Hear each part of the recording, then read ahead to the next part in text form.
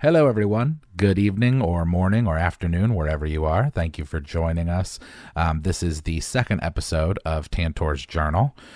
So, if you've already watched the main campaign, then this is the story as to where Tantor was when he kind of broke off from the group, so to speak. Recommend watching the full campaign before you watch this, or if you want to, you can intersplice it. You do you with however you want to watch this stuff. Um, Also, just a quick note that this video, as well as several other of our streams, is sponsored by Dungeon Fog. If you don't know, it's an online cloud-based map making tool, and all of the maps that we use on our streams are made at Dungeon Fog. You can go to dungeonfog.com/manshorts for 10% off the annual membership. I highly recommend going over there and just at least checking it out. You can create a free account and go and see what all the cool assets there are. They add new stuff every month, and then if you decide you want to purchase a membership, you can get 10% off the annual membership at either dungeonfog.com/manshorts or using the promo code manshorts.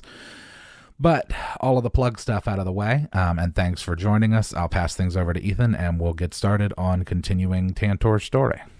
Alrighty, so Chaz, if you remember last time we played in Tantor's Journal, you woke up on a unidentified sort of alien landscape with constant ash falling. You got attacked by some junk, basically. There was animated vines, twigs, and bodies, swords, and a bunch of different things that one would find on a battlefield. You end up running and finding your way to some sort of shelter. And as you walked in, you were assaulted by just like a magical miasma that's so thick, like you feel like you're actually breathing it in. That's where we left you. Right now, you took a quick scope of the entryway, and you saw that there's no enemies that you can sense. So right now, if it seems like you're pretty safe, which is good because you're pretty banged up right now. Yeah, what I'd like to do is find a. Do I have. I should probably know this because it's on my character sheet if it's there. I'm pretty sure I have a bedroll. Yes, you I do have a do. bed wall. So I guess that what I'd like to do is find a space that seems to be kind of safe. I'll Okay. just start meandering this direction. Okay, so as you're walking around this room, do you? I mean, the floor itself is even pockmarked with what looks like scorch marks, and battle scars. There are bits of the floor that have actually caved in. You come to this open doorway here, and it looks like there was an actual door there. It has actually been wrenched off its hinges. It's sitting over here, actually partially rotted away. This whole door itself was ripped off, and you can actually tell from the sides of the doorway there, as they're kind of jagged. It looks like it was viciously ripped off, not like nicely taken apart. As you step through, you see a little hallway. There is a stone opening to your right, and to the left, the hallway continues around a corner. I'd probably rather go. I'd like to explore it as quickly as I can. So, does this doorway look like it leads into a room? So it's mostly open. You see at about, well, for you, like knee high, there are remnants of what look like, um, you know, wood barricades and tables that have been put up against the doorway. They also have kind of rotted away. It looks like you could even just kind of move through them. They're so flimsy. But yeah, it does look open other than that. And it looks like it goes into a pretty open room. All right, I'm going in there. Okay. So you step through, and you're greeted with what looks to be like it was some sort of bedchamber. Over on the far wall here, you see there's still a bed frame there, but all of the bed material, any kind of soft, nice bedding, has long since rotted away.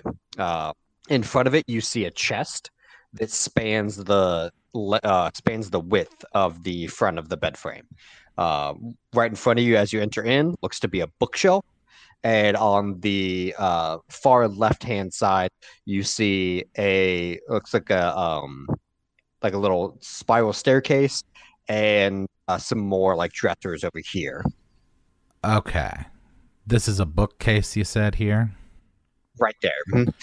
I want to see what's in the chest. It's locked, but the lock is basically just there as decorative by this point.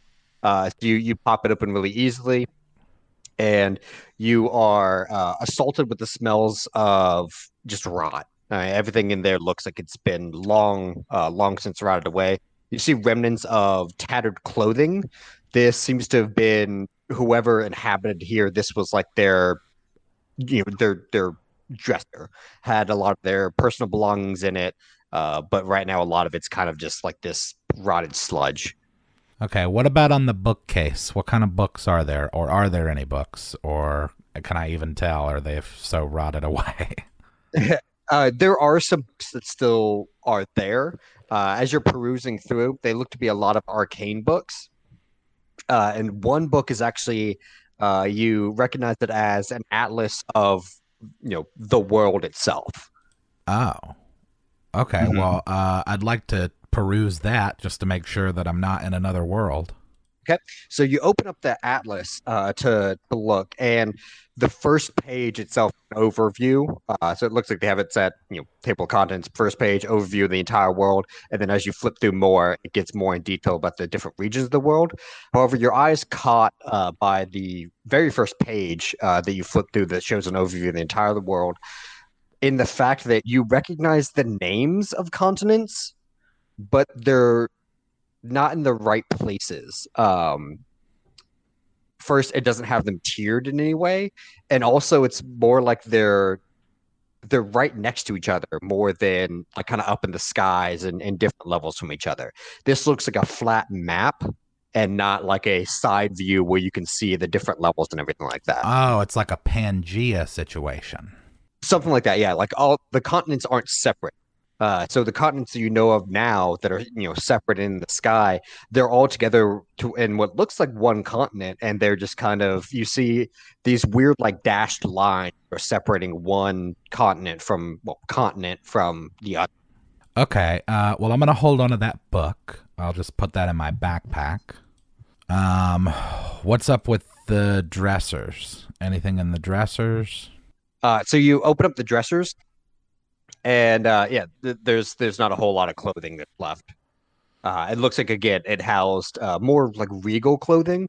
You look through and you see that this looks like some semblance of like wizard's robes, like some kind of high ranking wizard or spellcaster of some sort, and they kept all their knight's clothes in here. But for the most part, they're mostly tatters. Yeah. What's up with this desk? Is that a book on it? So this it's just a work like a little like study area. There's no actual book that you see on it right now, but there are like different beakers, and it looks like kind of like an alchemist table. Okay. Well, I am pretty beat up and I am not I'm Tantor's not the brightest, so going through all of that stuff was for the Atlas was probably pretty heavy for him. So, I'm gonna sleep. Okay. Well, Um, hold on, really quickly. What does the rest of the room look like in terms of entry points, like windows or doors? so there are a few windows. There's one facing here, and then above the little spiral staircase, there's another one here. There's this is a spiral staircase This is a spiral staircase, yes. going up or down. Down. It looked like Um, it went up somewhere, but that part of the staircase had it looks like it was shot off by something. The staircase itself, as it winds up above the floor, ends at what would be like your what is your chest level. okay. Well then I want to go down the stairs. Before you do that, as you're going like and heading towards the staircase, that like power, like that miasmic magical power that you felt as you entered in, is like a wave like buffeting you as you get closer to this spiral staircase. Like it is a physical force that is pushing you back. A back away from it. It's like you, if you really want to force yourself through it, could do so, but it's like swimming through like a tidal wave. All right. Well, in that case, I'm just gonna sleep because I Okay. just he at this point can't be bothered. I need to rest before I do much else. So you go ahead and you set your bedroll out, making sure that there's no egress points or anything for you to be Yeah, ambushed. in fact, I'm gonna just, I mean, mostly RP, but I'm gonna pull the bookshelf over in front of that window. Okay. So really, all I'd have to deal with if there were a threat were whatever's coming from that giant magic thing or from the door. All right. So you roll at your bedroll, and you In get fact, I'm you gonna get sleep over here. a I want to okay. sleep on this side of that wall. Okay. So yeah, you roll your bedroll out on the remnants of the bed frame. Oh, excuse me. And yeah, you lay your head down to sleep. Now, as you're sleeping, unbeknownst to you, but for you out of character and the viewers that are listening, from out of the spiral staircase, this miasma kind of creeps up as you're sleeping. And this one actually has a deep red hue to it, and it makes its way towards your backpack, and goes into your backpack, and your backpack starts to shine red, and we'll go ahead and get yourself fully healed up from your rest. Oh yeah, that's gonna be very helpful. And my spells reset because I'm a ranger. All right, your 81 hit points is your total. Okay. Yeah, dude. Okay, that's great. I needed almost all of them last time. So as you sleep, you are getting feelings like in your dreams of like fire and like being in the middle of a volcano. Like there's just heat around you in your dreams, and you start feeling the rage you felt when you took the orb originally. You feel that again, and then suddenly you wake up, but you're no longer in the room. Uh-oh. Let me pop you here. That's disconcerting. You wake up. You're no longer in the room. You are in an area that's like surrounded by just heat and lava. There's actually you see you're in what looks to be the middle of like rock formation. It is flat, almost like a ring, and all around you is lava pouring down. And everything that's not this little ring you see here in the center is lava, with all of the outskirts Oh. just pouring lava down constantly. Oh my As you're god. taking your I've woken up in Mustafar. basically, yeah. And across from you, towering above you, is what looks to be a creature. It's about 8 foot tall, with salt-colored skin, dark hair covering its head, and like these almost look like lava horns coming out of its head. It also has two black wings, and the other thing that you notice about it is the fact that it has two flaming swords that look like Kratos's blades from God of War, one in each hand. As it Oh. as it sees you, it kind of stands up to its full 8 foot height, and you hear, and it's very gravelly, a voice coming from him speak to you. Are you the user? I am Tantor. Who are you? Where are we? He looks to you. He goes, Tantor. That does not see a name worthy of using me. And he throws one of his blades at you. Oh no. With the distance, you're able to kind of like get a little bit of spring in your step, and you're able to dodge to the side of the blade, and it sails past you. The blade comes back around. He catches out of the air. Go ahead and roll initiative. Oh boy. See, this is what happens, kids, when you go to sleep in a dilapidated castle. You wake up fighting a demon. All right. What is his? Okay. Ooh, ooh. All right. So you got a 13. Just for Yeah, hopefully your was worse than that. He got a 12, so Oh, that's good you'll news. be going first. No, not 22. I mean, it doesn't matter. You beat him anyways, but yeah. All right. So you're up first.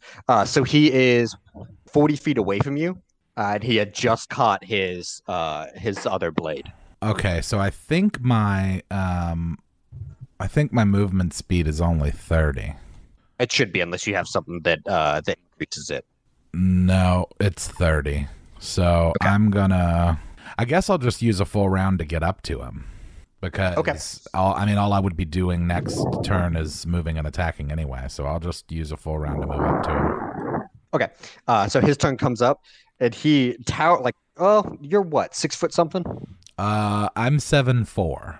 7'4". Okay, so you come up to like his chin, so he doesn't have to really stare down to you too much, but he kind of looks down to you a little bit and says, "You dare step to Dol'Mara?"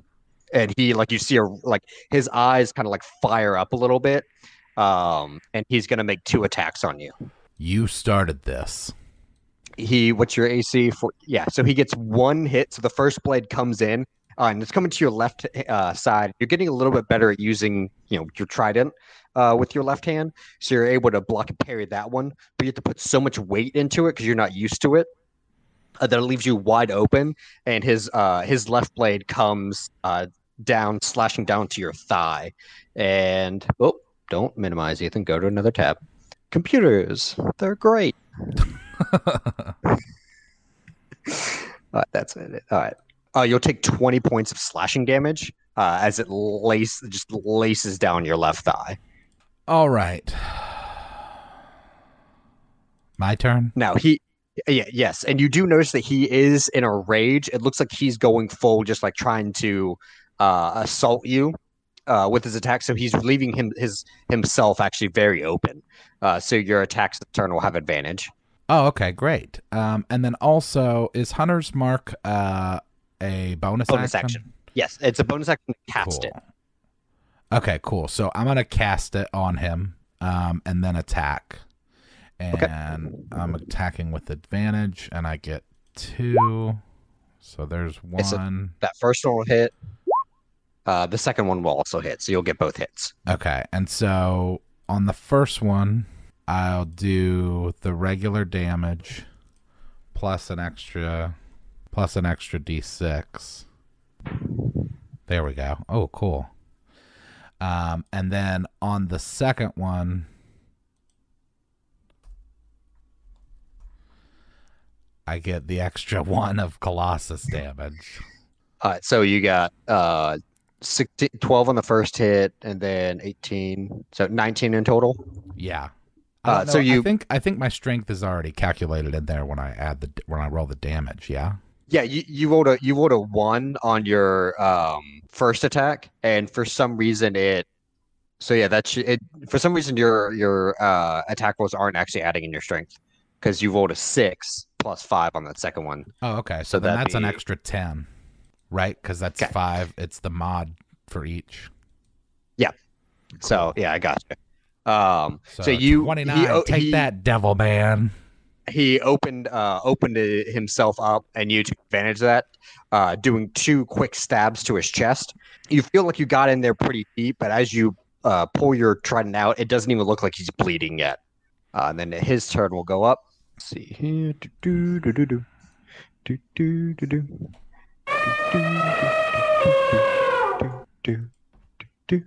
After you stabbed him, more rage fills his eyes, and he reaches his hand out to you, grabs your face, and give me a wisdom saving throw.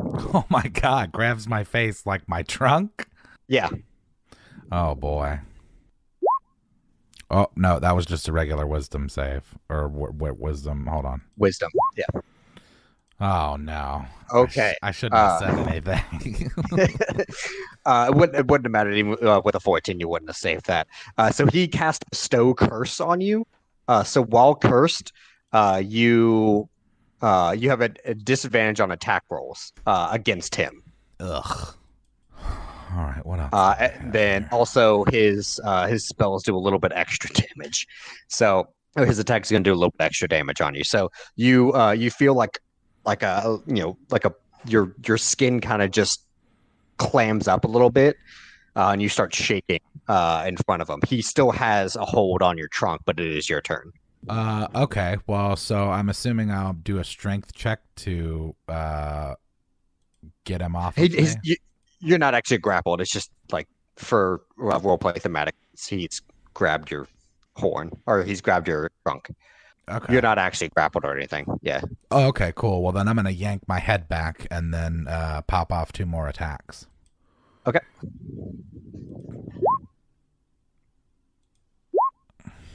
So 18 and 17. Okay, so neither of those will hit. So you, with him like kind of holding on to your trunk and like kind of ripping you back and forth, you're swinging and trying to hit him, but he easily dodges your blows. Oh no. His turn is up. He'll make 2 attacks on you. Well, it's interesting that I find myself in this predicament because under my personality traits, I put I can stare down hell without flinching. So both of those will hit. So you're gonna get a little hurt here. Uh-oh. Okay, so as he he releases your trunk and you pull back a little bit, which really opened you up, and he took both of his blades, turned them reverse grip, and just stabbed down into your shoulders. So you have 2 fiery blades stuck into your shoulders, and you will take 24 points of slashing damage, Ooh. and you're up. All right. I'm going to try again. I'm getting to a place where I might need to disappear in a minute, but Disappear. yeah. Do you have invisibility? Yeah, I have. That's like one of my main what's it Okay. called? Spells. Pass without a Okay. trace. Oh, that. Yeah. I mean, it's not really like invisibility, but kind of is. You would just need to stealth. All Okay. right. Where are my attacks? 10 and 11. So he actually did the reckless attack again. So while you have disadvantage from that, you had advantage from the reckless attack, so it actually cancels out and just becomes Oh, normal okay. roll. So the 25 will hit. Okay, cool. So then that'll be 6 plus 5, that's 11, 11. Mm-hmm. 15. Oh, nice. Nice. 23. All right. So that after he stabbed both blades into your shoulders, you realize that he's kind of stuck there a little bit. So you stab up into each of his arms, and the center point on the trident catches right in the meat of each of his biceps. So you stab one there, and then bring the other one around, stab his other arm. So you've stabbed a clean hole through both of his biceps. He roars a little bit. Nice. And then he's going to go up. What's this one? What does this one do? Minimum damage. Okay. So he's like, as he's still like got his swords in you, he's going to lean towards you, like right in your face, and he's going to open his mouth, and just like a dark miasma comes out of his mouth. Give me a Constitution save. Oh, no. This is like Venom. Something like that. A Constitution save, you said? Yes. Oh, Okay. Yeah. thank You you completely you just gotta blow it back at him. Yeah. And the cloud rolls around you. This is my staring down hell without flinching, ladies and gentlemen. All right, it's your turn. Okay. Attacking again. Now, am I attacking right now even or with disadvantage? So with disadvantage still. Okay. You've got disadvantages. This is the last turn you have that disadvantage. So 12 and Ugh. 13. Yeah, so both of those will miss as you're basically like breathing, like waving around the miasma around you. And yeah, you didn't get it that time. So now he'll go up. He is actually, I think, because he has this. Yes, he does. But he's gonna fly up 20 feet. So you'll get an attack of opportunity from him as he flies up away from you. I'll take it. Oh, Oh, Jesus. Okay. hold on. Oh man, hold on. Justin's calling me. Hold on. This will be funny for everybody. All right. Hello. Hey man, I'm in the middle of doing something. Can I call you back? All right, I'll call you back in a little bit. All right, bye. That'll be funny. He'll get to see that later. Yeah. What was he doing? He called in on my podcast one time, and I answered too. Okay, cool. I just crit. Yeah, yeah. So yeah, roll your crit damage. Okay, so that's Oh my god, I rolled a 2 and a 3. That can't be. plus 10 from your strength. So that's 15 already with that. Hunter's Mark and your Colossus do not get doubled though. Oh, but I almost maxed them anyway. 21, yeah, 21 and 20. Okay. Hey, I did as much damage as I rolled. Yeah, he did. So as he goes to pull his blades out to fly up a little, you jump and you stab. You jump up a little bit and stab up, and you actually catch him in the chin. And let's say the right tongue, if you're like holding the trident out in front of you, catches him through the chin. It doesn't quite pierce all the way through the bottom of his mouth, but he's got a clean little hole there in the bottom of his mouth. Yeah. You did what? 28. Yep. Okay. Now he is up in the air. Is there a designation for that? Let's find out. And yep, there we go. Flying. We'll say that's flying. All right, and then he is. Okay, and then he's gonna point his finger at you, and a massive thick webbing flies out of his finger, and so that web is gonna fill a 20-foot cube on that point. Oh my god, Spider-Man. Or no, it is Venom. All right, so I'm gonna designate let's draw. Is there I wouldn't imagine that there's a save to avoid being in it if it's in a 20-foot cube. Or is there? The cube. Boop boop. Nope, keep going. There we go. So this whole area is webbed up. So when you start your turn, you'll do a dexterity saving throw. Oh, okay, cool. Yeah. And then turn up. All right. Okay. Yeah. So you kind of like step gingerly. Well, you don't even need to step gingerly. As he fired the webbing down, you jumped up in the air with him, and you landed kind of like split-legged, one on each string of webbing. So you're kind of balanced there like a spider. Oh, nice. You look up at him. He cocks his head a little bit, like he's a little impressed. A little bit. You have impressed him a little bit. Okay. This is going to put myself into a bit of a position. Let me consider this. Yeah, I'm going to throw my trident at him. Okay. How far away is he? How far up? He's only 20 feet up. Oh, perfect. That's the range of my trident. Yeah, he's like right above the webbing because it's a 20-foot cube, so it's the 3D space that he's sitting above it. I'll be using my dex for that. Yeah. Yeah, it's a ranged attack to throw it. All right, so then I'm gonna just do D20 plus your proficiency mod plus your dex mod. Oh, what's my proficiency mod? Should be a 3.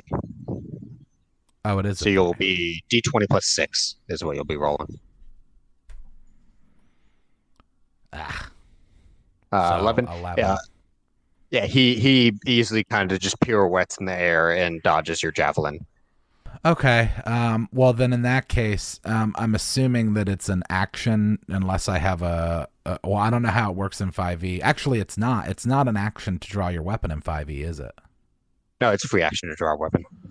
Okay, so since I've thrown my trident, I'm going to go ahead and pull one of my hand axes off my belt and just have that at the ready. Okay. With it as he like he does his pirouette and turns back towards you, you do actually see him smiling a little bit. And I'm gonna say, come down here and fight like a man. Okay. Yeah, he takes that and he's gonna charge through the webbing at you. And he is doing this recklessly, because you told him to fight you like a man. Yeah. So he charges recklessly at you, and he with one his right blade out first. So he's gonna stab with you with the right blade, and then come. So he gets one stab at you with his right blade, and it looks like he's trying to bring the left blade up to take your head off. But so first from the stab, you'll take 14 points of slashing damage, and then he goes to bring the left one around to lop your head off, and his arm gets caught in his own webbing, so he's caught there a little. Oh, nice. Yay for double nat ones! And you're up. Okay. And you do have it with advantage because he did attack recklessly, and you're no longer sweet. cursed.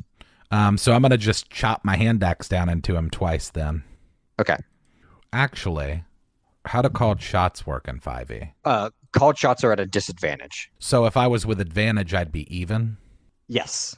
Okay, so I'd like to, on the first attack, I would like it to just be like a regular. I want to use my advantage, just attack him like however you see fit. But on the second one, I'd like to try to take the opportunity of him being caught in his own webbing and try and cut into his arm a little bit. Maybe make it a little closer to even for Tantor. Okay. So this first one will be with advantage. I figured that I should call that out before I do it. Yeah. Before I roll it. So the first one will be with advantage, and then the second one will just be regular against his left arm.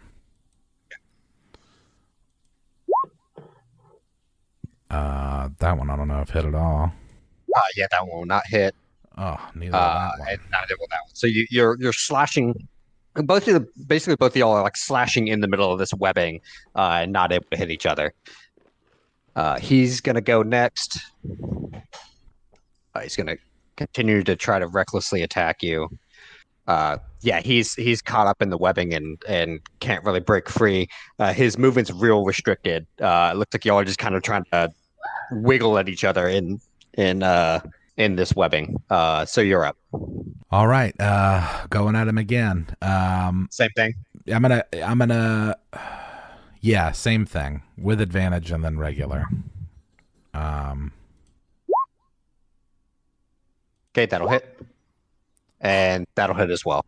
Oh, awesome. Okay. So 3 plus 5. So 8. No. Plus 4. Plus 6. That was on the first one. So what is that? What did I say? 8 plus 4 plus, so 18. Yep. On the first one. And then this second one is just on his arm. Okay. So 2 plus 5, that's 7.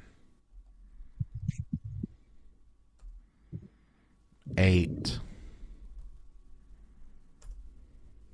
12.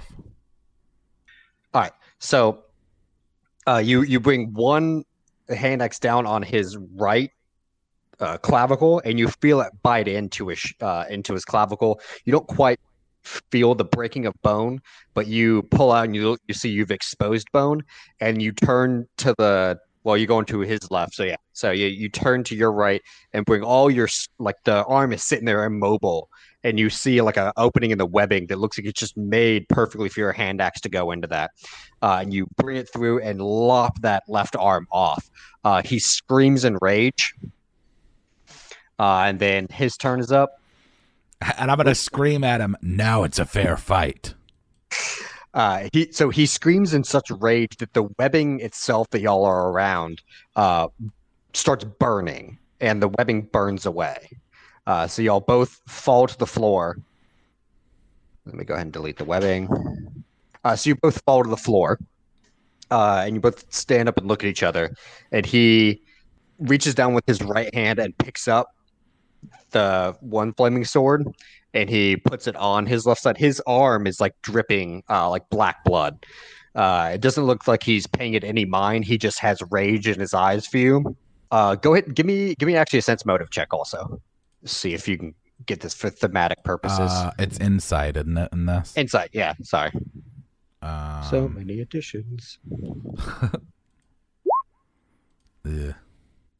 You're not 100% sure, but you feel like you sense that underneath all this rage that's actually seething off him and palpable, you are starting to see it might be just tricking you. You might be crazy. You're seeing a little bit of what looks like admiration. And then with a roar, he charges at you. Okay. A little unconventional. Go ahead and do your turn. And I'll explain what happens to him also. What Okay. he's doing also. Yeah. By the way, I probably shouldn't have done as much damage as I did last roll, but because I accidentally was using my Heartstopper attack. But I also rolled pretty low damage, I think, overall. So Heartstopper does a D6 also. So, all right, yeah, Heartstopper and your axe, but oh, okay, cool. yeah, Well, so it's perfect. Okay, well then I'm gonna attack him. I'm gonna charge at him and attack. So two more of the hand axes. Um, and actually, while I'm doing that, I'm gonna say, "You don't have to die this way," and then hit him with my hand axes. okay. So, you'll get one hit. Go ahead and roll your damage for the hand axe. Oh wow! So that's Okay. 15. Uh, Well, that one, yeah. For some reason, the hand axe itself is actually adding your strength in. So that's your 10. It'd be a little hard to roll a 10 on a D6. oh yeah, that makes sense. Yeah, I think it must have something to do with the fact that Heartstopper is a versatile weapon. The roll 20 is like screwing up on the coding for rolling. Yeah. So 10, 18, and So 21. okay, 21. You mean? Oh yeah, 21. 8, 1, 10, 8. I was seeing the 8 and 3. I was like, you mean 11? No, 21. Yeah. Uh, cool, perfect. So let me roll actually his also. Okay, so both of y'all charge at each other. Like y'all hit the ground, both got up, and both charge at. He's like flying at you, and you're just running at him with a hand axe in your left hand, and you swipe down at him, kind of like across, and it was just like blindingly fast. You both collided at the same second into each other. So you feel like you made purchase on him, but you're not really sure what happened to you.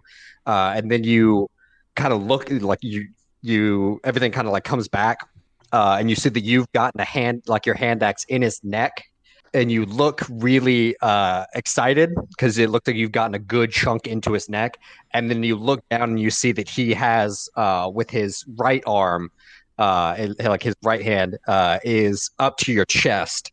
As you realize that the sword that he was charging at you with is through your back, and Oh boy. he did do 32 points of damage. Um, but you also did enough to get in about halfway through his neck.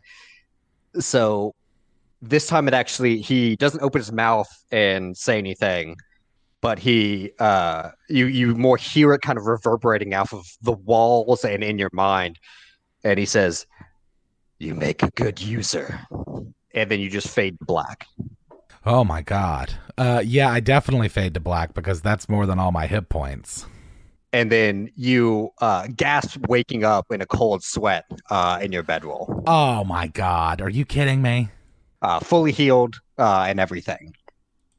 You look to your left, and you see that the orb that was in your backpack and dormant is now sitting beside you and glowing with a pulsing red glow again. But it doesn't seem like it's got any animosity towards you or anything. Okay. That was weird. All right. Is that where you wanted to end it, or are you up for me exploring more of the castle? So, I mean, it depends on what you. I mean, you see the orb sitting there. Are you going to pick it up or anything? Yes. So you reach your hand out a little tentatively because you remember what happened last time. You lost your arm and think you killed your friends and got teleported to this strange landscape. But as you grab the orb with your hand, it doesn't feel like there's anything trying to take you over anymore. You just feel the rush of power go through your body again, but you are fully in control of yourself. Oh, sweet. And then you look towards the towards the staircase, and you feel like you could now weather the storm. And we'll go ahead and that's where we'll end it for this week. Okay, awesome. So, well, that was really scary for no real reason. That was all like RP scary. I thought I was dead. Yeah, you were in a dream. Okay, cool. Well, then that's where we'll be ending for episode 2 of Tantor's Journal. There's going to be at least one more of these, maybe two more.